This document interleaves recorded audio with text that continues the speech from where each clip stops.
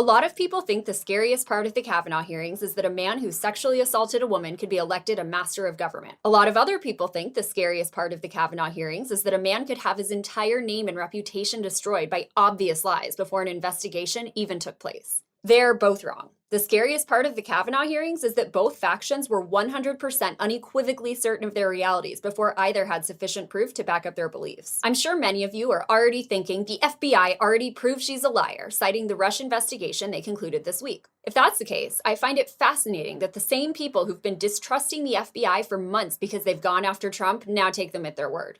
Meanwhile, the people who've trusted the FBI for months because they're going after Trump are distrustful of the findings on this case. And everybody's still certain. This certainty isn't limited to the Kavanaugh hearings, and that's the scariest thing.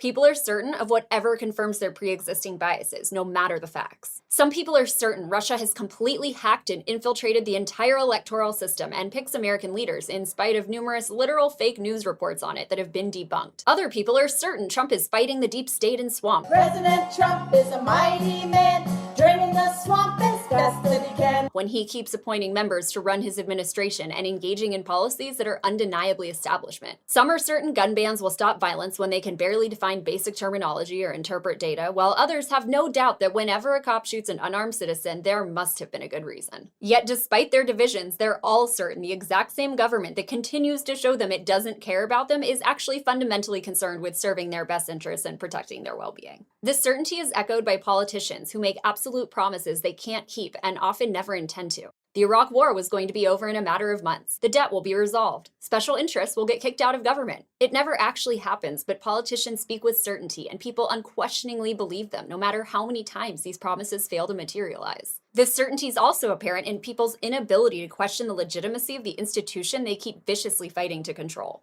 Where did they obtain the belief that the Constitution protects them? Where did they get the idea that elected officials actually serve them? They hardly even know the principles and philosophy of the government they want their ideologues to direct, nor do they care. They're certain the government's authority is infallible, that casting a vote in election after election means they're free, and that a man in a glorified frock, along with 8 other mortal humans, should have the right to dictate the lives of hundreds of millions of people, that the buffoons in Congress are qualified to regulate our lives, and through the magic of representation, so are the people who vote for them, and that the President of the United States has some sort of super special power to rule over not only them, but also everyone else. That by virtue of a document written 250 years ago, Americans get to pick masters for others and must obey their sacrosanct elections and edicts. That by virtue of that same document, we all somehow consciously consented to this form of government simply because we were born within the specific geographical region it claims to have authority over. And that participating in this provably failed, corrupt, and violent system is the best, if not only way to make a difference. There's no doubt in their minds, and as people bicker over Ford and Kavanaugh with such vitriol and contempt for their fellow human beings, they continue to look right past the authoritarianism and deceit they keep begging to rule over them. All because they're so certain of the conclusions instilled in their minds by the exact same institution and levers of power that crank on undisturbed as they battle each other for control of them.